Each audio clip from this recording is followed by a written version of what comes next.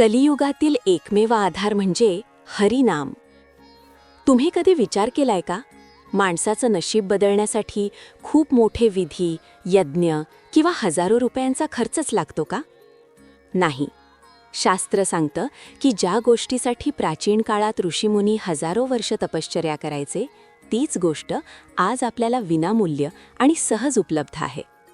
भगवान श्रीकृष्णाने स्वतः सांगितलंय, या कलियुगाच्या जंजाळातून बाहेर पडण्याचा एकच जादुई रस्ता आहे, आणि तो म्हणजे हरिनाम.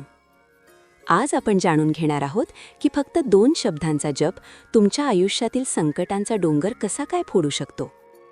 नामजप म्हणजे काय? मित्रांनो, नामजप म्हणजे फक्त ओठांची हालचाल नाही.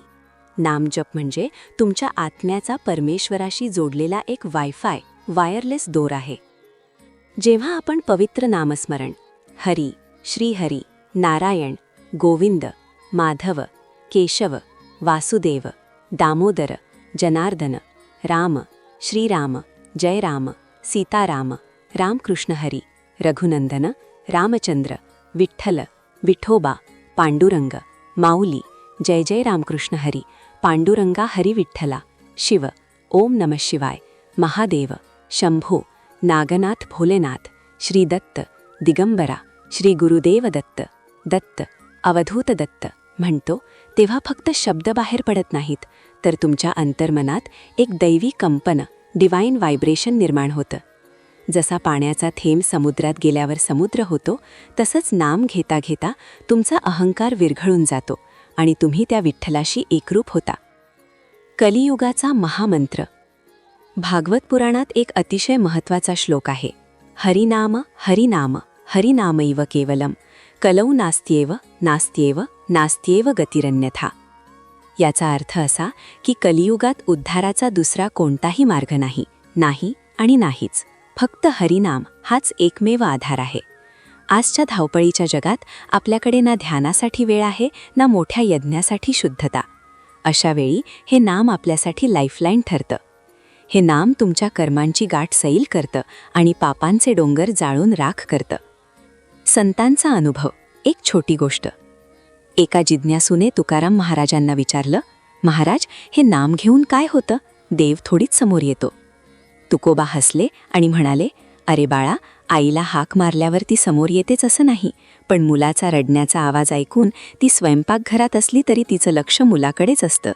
तसंच जेव्हा तू नाम घेतोस तेव्हा तू देवाच्या विस्मृतीत नसतोस, तू तुझ्या रक्षणासाठी सदैव तत्पर असतो.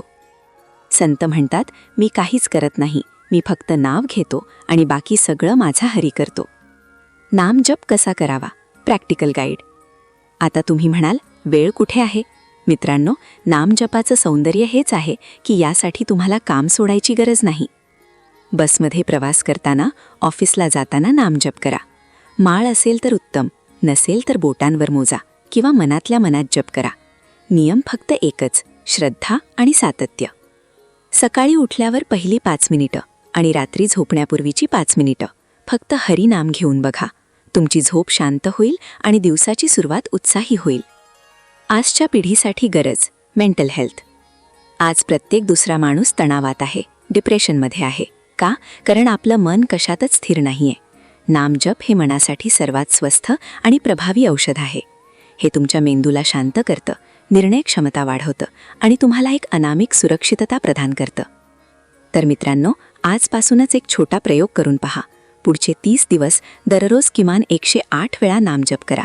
तुमच्या आयुष्यात होणारे बदल तुम्हाला स्वतःला जाणवतील. तुम्ही कोणतं नामजप करता? राम, कृष्ण, विठ्ठल की नारायण? कमेंट्समध्ये नक्की लिहा. जर हा व्हिडिओ पाहून एका व्यक्तीने जरी नामजप सुरू केला तरी या श्रमाचं सार्थक झालं असं मी समजेन. भक्तीचा हा सुगंध पसरवण्यासाठी व्हिडिओ शेअर करा आणि आपल्या कुटुंबाचा भाग होण्यासाठी सबस्क्राईब करा. भेटूया पुढच्या व्हिडिओमध्ये. तोपर्यंत हरिमुखे म्हणा, हरिमुखे म्हणा, पुण्याची गणना कोण करी.